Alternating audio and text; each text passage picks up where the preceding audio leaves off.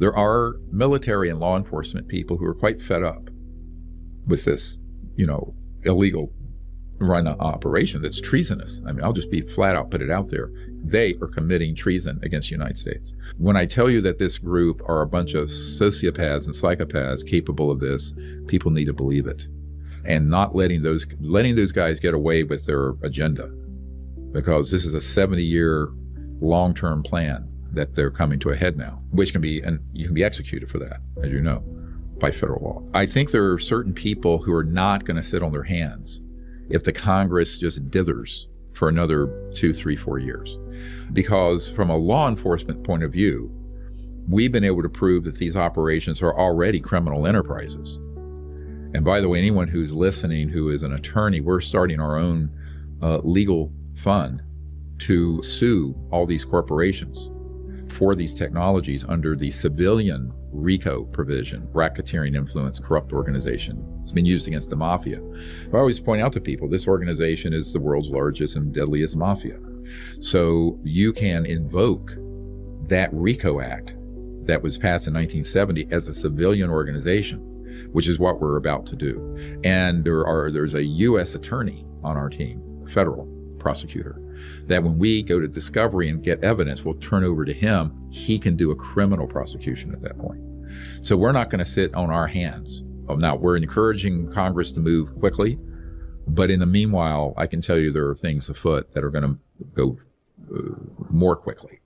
So what I'm trying to do is be sure, and this is why, listen, everyone sitting here listening should write to your member of Congress and your 2 senators, whatever state you're from, and encourage them to pass these laws protecting the witnesses and to hold open hearings. Because I don't think we need to continue this process like at this last small hearing with the 3 guys, where Grush said, I can't talk about that. I have to be in a SCIF, which is a secure compartmented information facility, top secret facility. No, because these projects should not be afforded any national security protection since they are being run illegally. I think we should take a much more aggressive stand towards fully open hearings on this, which we've been calling for 30 years, because they need to hear from the people. They need to hear that the people care about this issue. The most dangerous is their capabilities to stage a alien invasion that would convince everyone it's false, and B, things that they can do geophysically. Now, what I mean by that is I have a NOC, a non-official cover, a guy who's deep cover, currently in the system that described this illegal covert group were able to move an asteroid on a trajectory coming from the sun to skim over the Atlantic Ocean and Pacific, cause massive tidal waves and destruction deliberately. And an ET craft intercepted that and saved our bacon. Now, I also know that they have systems that they can put on fault lines off the coasts of various land masses like California and elsewhere, and they can trigger those. And those can cause massive earthquakes and tsunamis. When I tell you that this group are a bunch of sociopaths and psychopaths capable of this, people need to believe it, and not letting those guys get away with their agenda, because this is a 70-year long-term plan that they're coming to a head now, is a true threat to humans. So those 2 areas are the most disturbing things I have discovered about this organization, what their plans are and what their capabilities are. And these aren't theoretical capabilities, these are actual ones. So to have an organization that's not being overseen by the people or by Congress or the White House, that have those sort of technologies and that kind of malicious intent, we're talking an existential threat to humanity and to our country.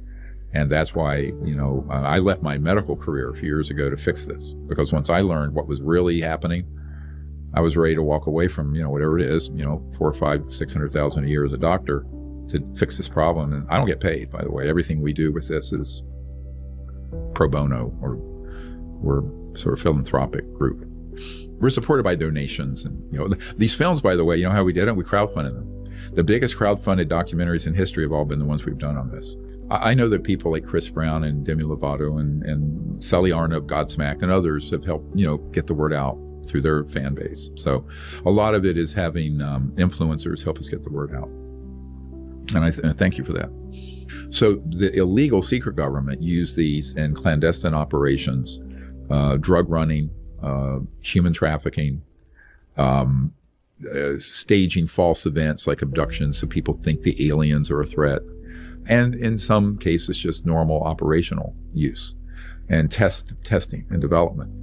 But they're not used in, if you were to contact the senior folks at the Pentagon, one of the comments that Admiral Wilson said, and also the man I briefed who is the head of the director of the Defense Intelligence Agency, it's a 3-star General Hughes. He said, look, we can't get any information on this, but the problem is the best thing I have is a B-2 stealth bomber, and this secret government group have things that can do circles around it. So they said, what are we going to do? I said, well, you have to get these under control. Now, this is what I've been saying to everyone from the CIA director for Bill Clinton in 93 all the way through the 90s, and I'm still saying it to members of Congress.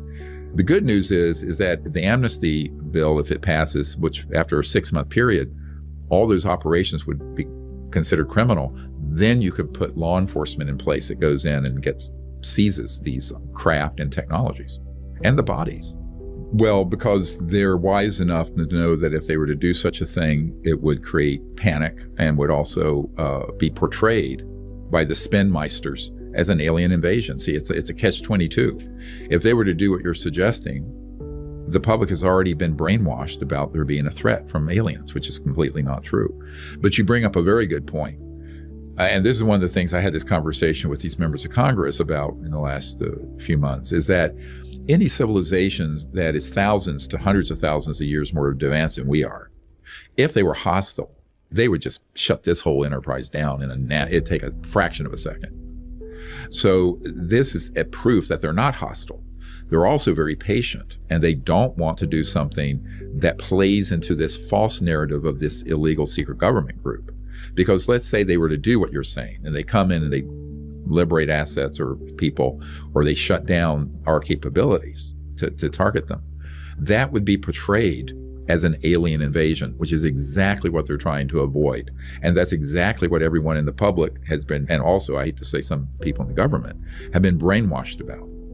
Like when Mr. Grush started talking about this event where aliens were shooting up and killing these villagers in Brazil. Well, he didn't know that that was a CIA clandestine operation using our own man-made craft, and it was 100% being done by humans. So why wouldn't he know that? Because he's a young guy who wasn't read into that. He wasn't briefed into that part of it. He just heard the story.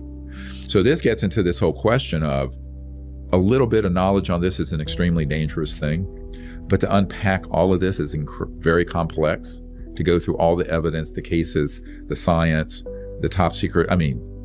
Most people can't get their minds around the 70 or so top secret whistleblowers we have up on our YouTube channel, never mind the other 700. But so it's a very heavy lift, right? But it needs to happen, and at least the process has begun. But the ETs are way too smart. With my meager IQ, if I have figured out what the consequences would be of them doing what you just suggested, and just coming in and taking their assets back, or landing, or exposing themselves massively to the whole planet, they know, like I do, that would be immediately spun by the spinmeisters and the liars as some kind of attack and alien invasion. And I think they're just way too evolved socially and spiritually and intellectually to fall into that trap. Because if I figure this out, I'm sure they have. But I think the other part of it is that I think it, this is a very good question that comes up a lot. Why don't they go ahead and do it and just fix this mess? I go, well, everybody heard of Afghanistan? 20-some years in Afghanistan. So we go in there. I know a lot of special forces and Green Beret people who are over there. And we go in there. We think we're going to impose Jeffersonian democracy on a country run by warlords, right? Opium trading warlords. And 20-some years later, we didn't make any more progress than we had before we went in. And now it's back to warlords. So you cannot externally impose evolution. It has to be organic. So I think the ETs are wise enough to see this and know that humans have to evolve socially, economically, politically, spiritually, whatever, by learning. Now, it doesn't mean they just sit back and let us do everything. And one of my concerns is, and this is something not being talked about enough, is that if you have technologies that are being reverse engineered and studied for 75, 80 years, right, since the 40s, and you reach a certain point where your human technologies get close to what the ETs have, and we become a threat to them, out of self-defense, they may have to intervene. And that is a worst case scenario. And I flat out have said that to members of Congress.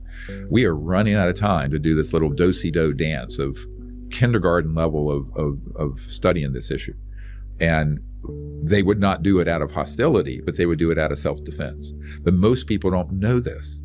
I mean, if I know of 122 cases where we've knocked their spacecraft down, we also have weapon systems on satellites out there in space that have targeted these extraterrestrial assets and craft. At a certain point, if our technologies get good enough, and they're scalar, which means they could go beyond the speed of light and go to another star system, not the craft, but the energy weapon, then we become a true threat to other worlds. So my view of it is that if people want to know what the problem is in this corner of the universe, go look in the it's what humans are doing.